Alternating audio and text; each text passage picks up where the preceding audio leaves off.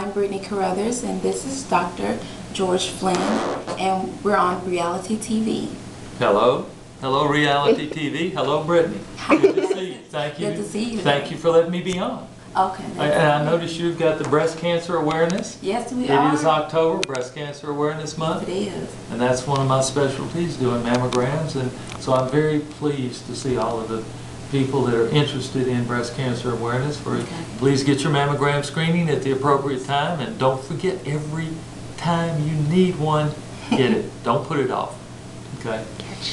Okay. Well, starting off, I heard you have a degree in engineering. I'm an electrical engineer, and I enjoy knowing the engineering part.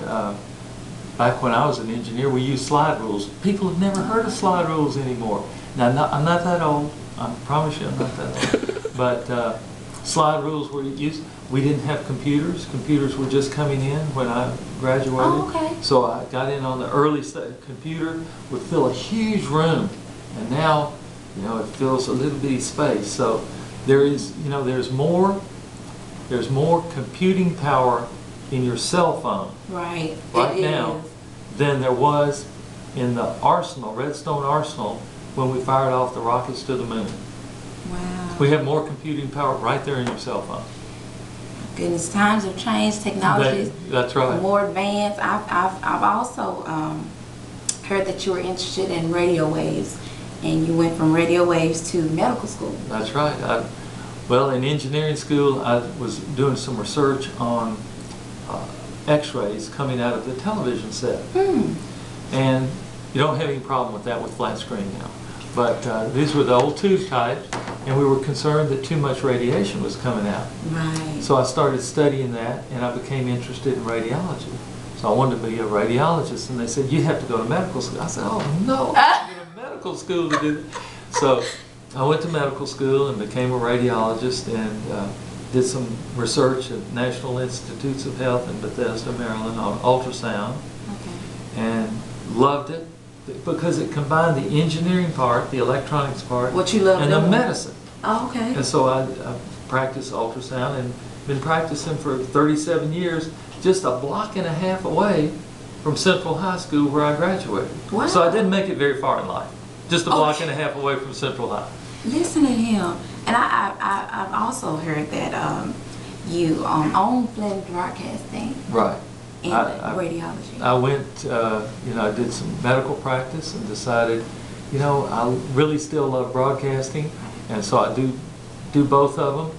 And I built the first radio station when I couldn't afford one. I mean, the radio stations cost too much.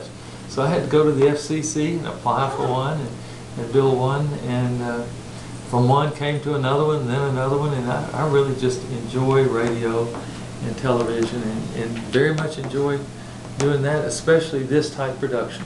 Local production, people interested in the local community, that's what I'm all about. And I love radio and TV. So, Hot 107.1? Yeah! How you know? How you know about that? That's my station. That's what it is, That's right, that's my station. Okay, well, we're going into politics now. Okay. I have a question for you. What position are you running for? I'm running for the United States Congress. That's District 9. That's Memphis and Shelby County. Okay. And I'm running, it's a great race. It's a very spirited campaign. And so I'm running because I see a problem with jobs. Yeah. You get through college, and you go to college, and you get through it. Do you have a job? If you don't have a job, what has all that effort meant? Why have you done all of that? Why have you studied so hard? Why have you made such great grades if you can't monetize it, we call it, if you can't get a job and get some reward from that? So that's why I'm running, so we can have jobs and better health care.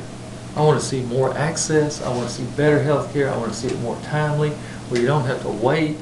And those are the main reasons I'm running, because people of this area, everyone, has been very kind to me. I mean, I grew up, I didn't have anything, and so people have been very good to me, been great colleagues, patients, friends, family, and this is just a great area, and I just enjoy it, I enjoy the people.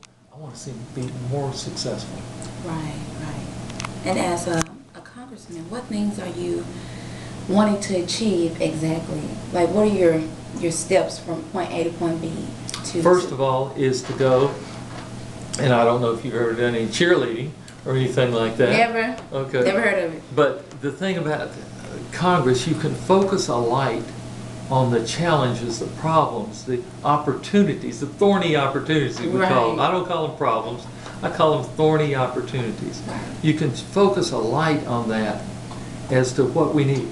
Congress needs to know we need jobs. We need federal programs here for job training. You may come out of college and you may say, okay, I've got all of this general knowledge. Right. And an industry comes in and says, well, we need you to be able to do X, Y, and Z. And you say, well, I can't do that yet. We need a program to come in and train college graduates, college students, high school students, everyone. People may have lost their jobs, may need to be retrained to do X, Y, Z. Exactly. So when that company comes in, they say, we'd like people to do X, Y, Z. All of a sudden, they've got a trained workforce.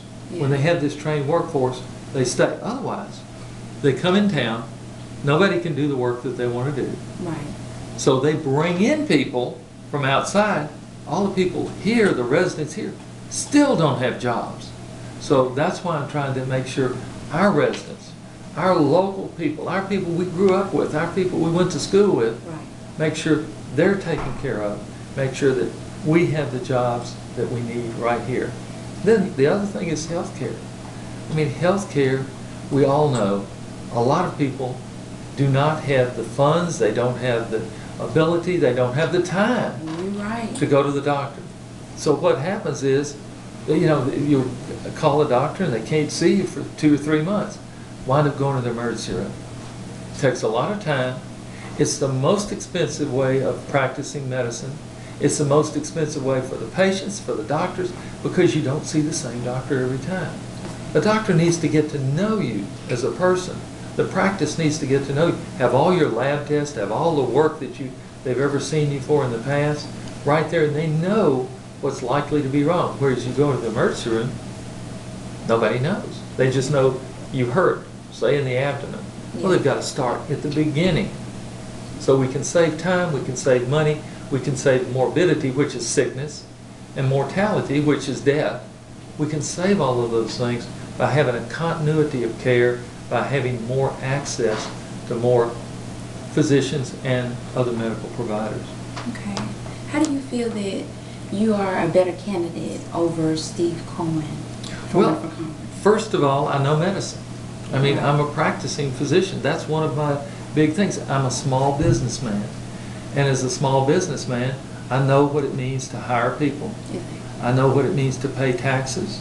I know what it takes to run a small business. And I know in radio and TV, we are regulated beyond belief.